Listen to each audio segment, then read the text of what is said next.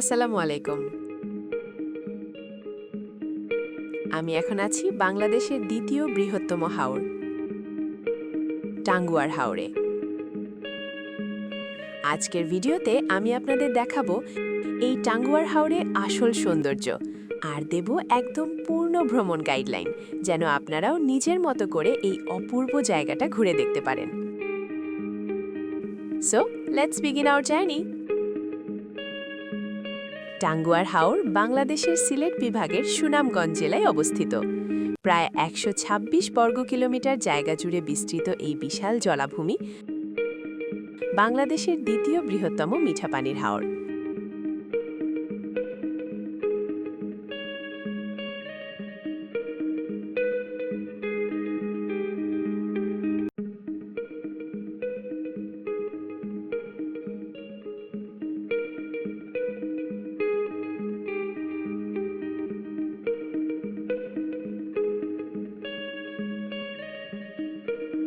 আজ এটি দেশের সবচেয়ে জনপ্রিয় ভ্রমণ গন্তব্যগুলোর একটি। এই ভিডিওতে আমি দেখাবো কিভাবে টাঙ্গুয়ার হাওর যাবেন, কিভাবে হাউসবোট বুকিং করবেন আর কি কি সুবিধা পাবেন এই বিলাসবহুল হাউসবোটগুলোতে। সাথে জানাবো 2 দিন 1 রাতের ট্রিপে মোট কত খরচ হতে পারে।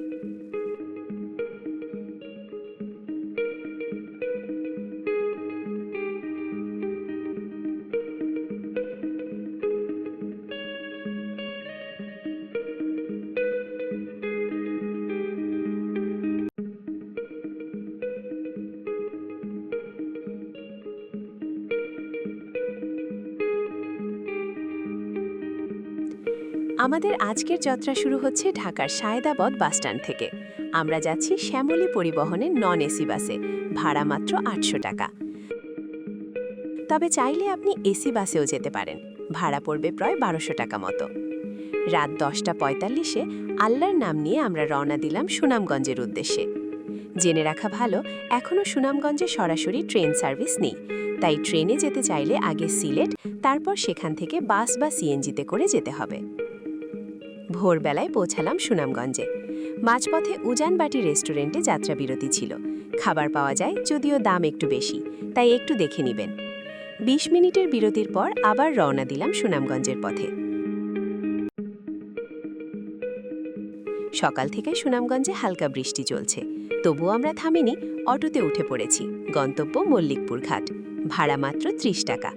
এখান থেকেই আমাদের টাঙ্গুয়ার হাওরের আসল যাত্রা শুরু হবে।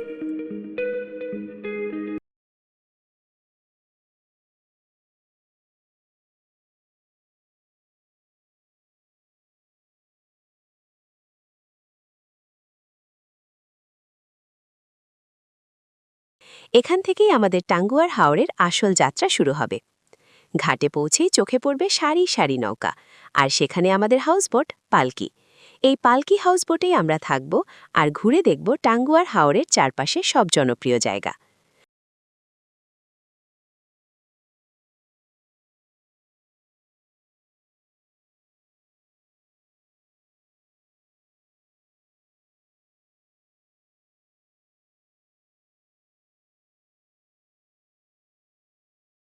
খরচের দিক থেকে বললে শুক্র ও শনিবার বাদে জনপ্রতি ভাড়া ৫,৫০০ টাকা, আর ওই 2 দিনে এলে প্রায় ৬,৫০০ টাকা।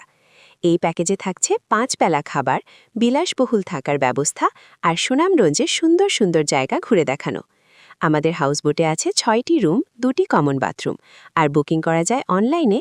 তাদের ফেসবুক পেজ বা অফিসিয়াল নম্বরে যোগাযোগ করলেই হবে।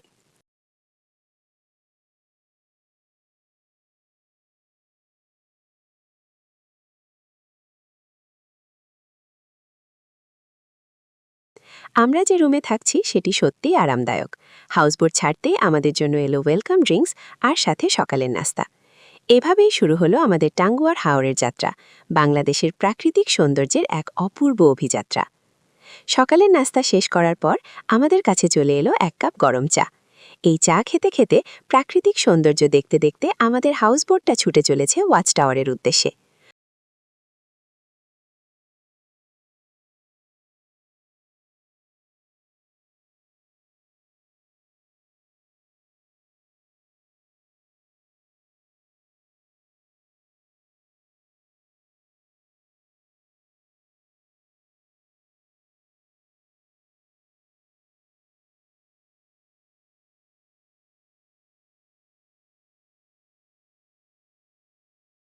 ওয়াচ টাওয়ারে পৌঁছাতে সময় লাগে প্রায় 4 থেকে 5 ঘন্টা।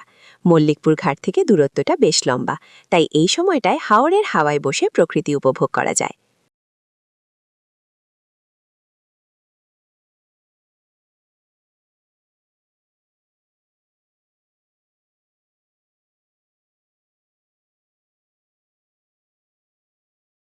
আমাদের বোট ইতিমধ্যেই চলে এসেছে ওয়াচ টাওয়ারের কাছে। দেখতে পাচ্ছেন ওদিকেই ছোট্ট একটা ওয়াচ টাওয়ার দাঁড়িয়ে আছে। সেখানে যেতে হলে ছোট নৌকা নিয়ে যেতে হবে, কারণ দূরত্বটা একটু বেশি। আজকে কিন্তু পর্যটক অনেক, একদম সিজন টাইম চলছে। প্রায় সবগুলো বোটে মানুষ দাঁড়িয়ে ছবি তুলছে, আর সবাই সারিবদ্ধভাবে ওয়াচ টাওয়ারে উঠছে। আমরাও এখন ছোট নৌকায় উঠে যাচ্ছি ওয়াচ টাওয়ারের দিকে। উপরে উঠলেই দেখা যায় চারপাশে ছড়িয়ে থাকা টাঙ্গুয়ার হাওরের অপূর্ব দৃশ্য। যেদিকেই তাকাও শুধু জল আর সবুজ। আজকে প্রচুর মানুষ এসেছে এখানে। কেউ ছবি তুলছে, কেউ আবার নেমে পড়েছে জলে গোসল করতে।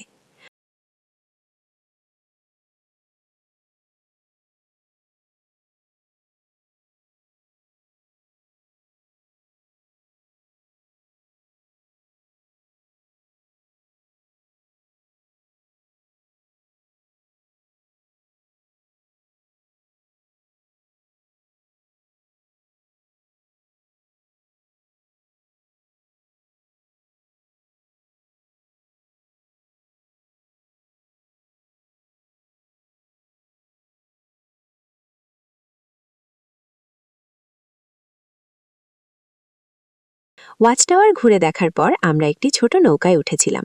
ভাড়া 200 টাকা। তবে অন্যান্য দিনে এলে সাধারণত 100 থেকে 150 টাকাতেই ঘুরে দেখা যায়। আজ যেহেতু ভিড় বেশি, তাই ভাড়া একটু বেড়েছে। এখন সময় গোসলের। আমরা নামছি টাঙ্গুয়ার হাওরের ঠান্ডা পানিতে। এখানে সাধারণত 1 থেকে 1.5 ঘন্টা সময় দেওয়া হয়। গোসল করতে পারবেন, আশেপাশেও একটু ঘুরে দেখতে পারবেন। আমরা একটু আগে নৌকায় ঘুরে এলাম।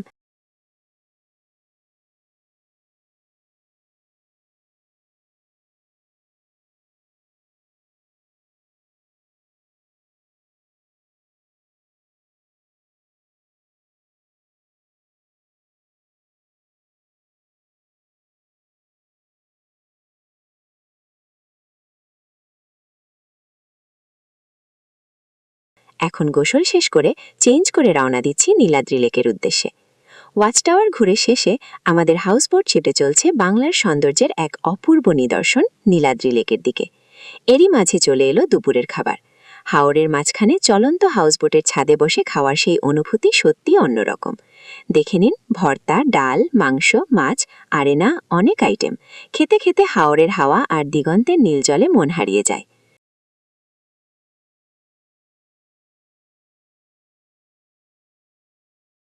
আমাদের বোট ইতিমধ্যেই পৌঁছে গেছে নীলাদ্রি লেকের ঘাটে। এখান থেকেই আমরা দেখব বাংলাদেশের সবচেয়ে সুন্দর লেকগুলোর একটি নীলাদ্রি লেক। চাইলে এখানে আপনি কায়াকিং করতে পারবেন। এখন পানি বেশ উঁচু, আর পর্যটকও অনেক এসেছে এই লেকের সৌন্দর্য দেখতে। একপাশে মেঘালয়ের বিশাল পাহাড়, আরেক পাশে ছোট ছোট সবুজ টিলা, মাঝখানে নীল রঙের শান্ত জল। এই হলো আমাদের প্রিয় নীলাদ্রি লেক।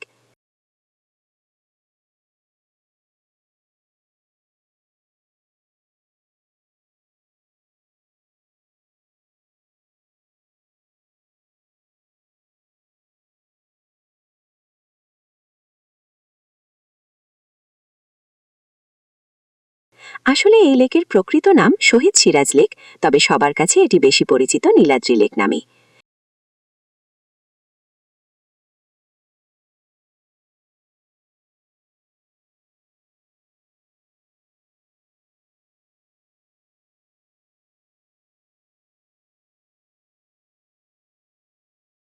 নীলাদ্রি লেকের পাশ থেকেই আমরা একটা বাইক ভাড়া করলাম। ভাড়া পড়ল 400 টাকা। এই বাইকেই আমরা ঘুরে দেখব লালঘাট আর লাখমাত্রা ঝর্ণা, আর অবশ্যই তার সৌন্দর্য আপনাদেরও দেখানোর চেষ্টা করব। আমি এখন আছি পাক্কার মাথায়। এখান থেকে ট্রলারে করে যেতে হবে লালঘাটের দিকে। ট্রলারের ভাড়া জনপ্রতি মাত্র 20 টাকা।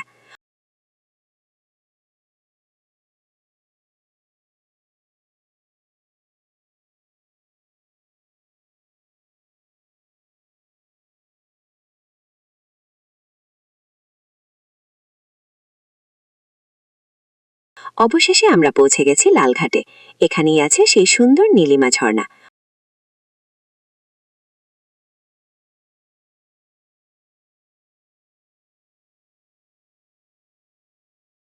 অসাধারণ একটা জায়গা, একদম বর্ডারের পাশে, কাটা তারের একেবারে কাছে। সত্যিই চমৎকার লেগেছে জায়গাটা।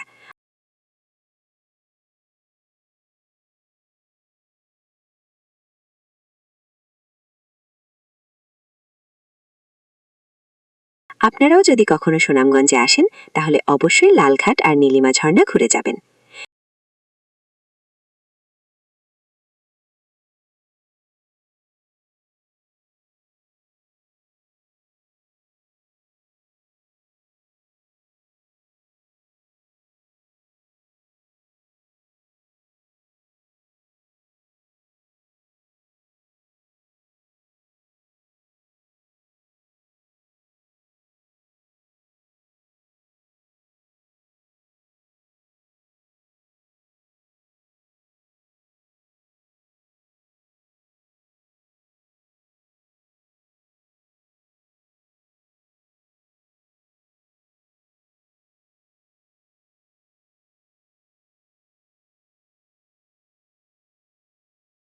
এখানে ছোট ছোট পাথর দিয়ে তৈরি ঝিরিপথটা অসাধারণ একটা দৃশ্য তৈরি করেছে। আর ঠিক পিছনেই সেই মনোমুগ্ধকর নীলিমা ঝর্ণা। স্থানীয় লোকজনের কাছ থেকেই আমরা জানলাম এই ঝর্ণার নামই আসলে নীলিমা ঝর্ণা। সত্যিই সুনামগঞ্জের এই সৌন্দর্য একবার চোখে না দেখলে বিশ্বাসই করা কঠিন। ট্রলারে উঠে গেছি, কিন্তু আপনাদের একটু ওয়েট করতে হবে, কারণ সবসময় ট্রলার কিন্তু পাবেন না। এখন আমরা ট্রলারে করে চলে যাচ্ছি সেই জায়গা থেকে যেই জায়গা থেকে উঠছিলাম। রোড থেকে নেমে আমরা এখন যাচ্ছি লাখমাত্রা ঝর্ণার উদ্দেশ্যে।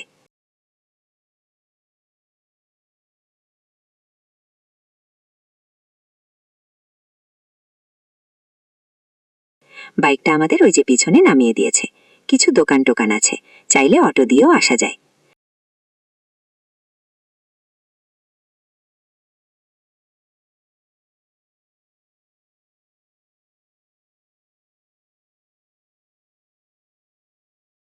লাখমাত্রা ঝর্ণার সামনে আছি।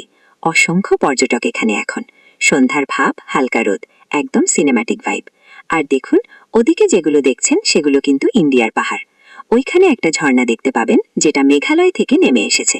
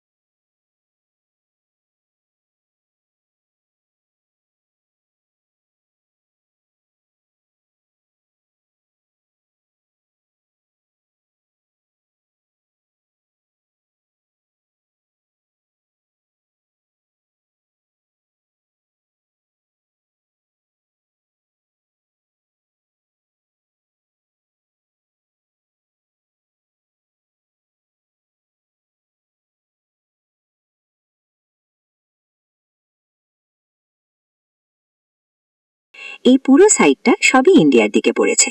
লাখমাত্রা ঘোরার পর আমরা বেরিয়ে যাচ্ছি ঘাটের দিকে। ঘাটে কিন্তু আমাদের হাউসবোট দাঁড়ানো আছে। এখন প্রায় সন্ধ্যা হয়ে গেছে, বৃষ্টি শুরু হচ্ছে। পর্যটকরা একে একে চলে যাচ্ছে। আমরা ফিরে যাচ্ছি নীলাদ্রি লেকে। বাইকটা এখানেই নামিয়ে দিয়েছে। 400 টাকা ভাড়া নিয়েছে। 2টা জায়গা ঘুরিয়ে দেখিয়েছে। আর আজ রাতটা কাটাবো বোটের ভেতরে। সন্ধ্যার নাস্তা, রাতের খাবার, ছাদে বসে আড্ডা, গান, চাঁদনি রাত আর কিছু স্মরণীয় মুহূর্ত।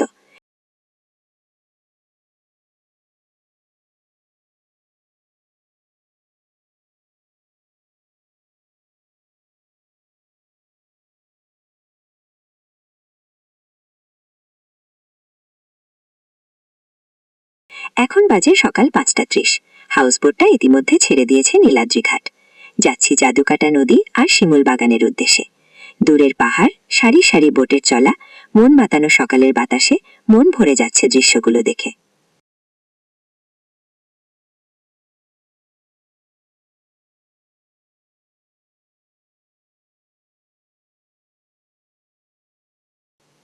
এখন আমরা বারেক টিলার দিকে যাচ্ছি। এখান থেকে জাদুকাটা নদীর অসাধারণ ভিউ দেখা যায়। প্রায় 1.5 ঘন্টা হাঁটতে হবে, কিন্তু উপরে উঠলে মনে হবে সব কষ্ট সার্থক। উপরে থেকে দেখা যায় ইন্ডিয়ার বর্ডারের পিলার। সবাই ছবি তুলছে, হাসছে, একদম সিনেম্যাটিক মোমেন্ট।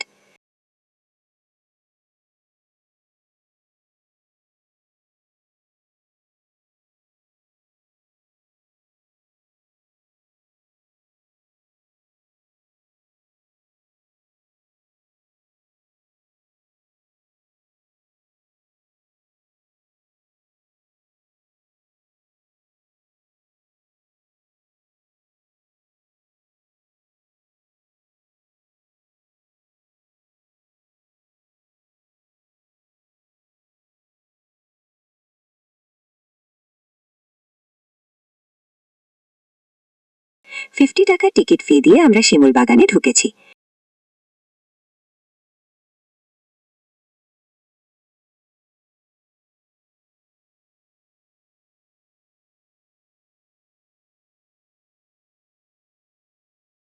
গেটটা পেরিয়ে ঘোড়ায় চড়ার সুযোগ আছে।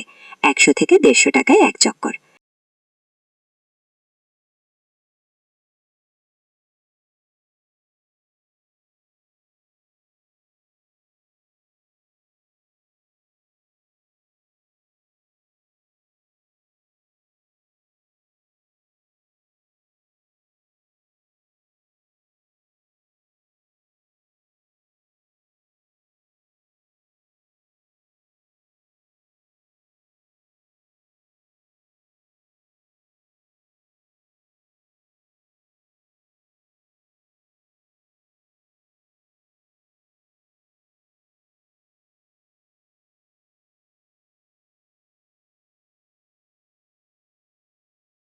এখন শীত না, তাই লাল ফুল না থাকলেও সবুজ শিমুল বাগানও অসাধারণ লাগছে। পাশেই জাদুকাটা নদী, বাতাসে ভেসে আসছে জলের গন্ধ। শিমুল বাগান থেকে আমরা বোটে ফিরছি, যাচ্ছি লাউয়ের ঘর, যেখানে অনেক পর্যটক এখন গোসল করছে। এখানেও কিছু সময় দেবে গোসলের জন্য, একদম নেচার ভাইব। গোসল শেষ করে আমাদের বোট ছুটে চলছে সুনামগঞ্জের উদ্দেশ্যে। এর মধ্যেই দুপুরের খাবার চলে এসেছে। নদীর মাঝে বসে খাবার খাওয়া এক অন্যরকম অনুভূতি। প্রায় 5 ঘন্টা পর সন্ধ্যার সময় আমরা পৌঁছে গেছি মল্লিকপুর ঘাটে, অটো করে সুনামগঞ্জ বাসস্ট্যান্ড, আর রাত 9:45-এর বাসে রওনা দিলাম ঢাকার পথে। আজকের ভিডিও এখানেই শেষ করছি। ইনশাআল্লাহ দেখা হবে পরবর্তী কোনো ভ্রমণের গল্প নিয়ে। আল্লাহ হাফেজ, ধন্যবাদ।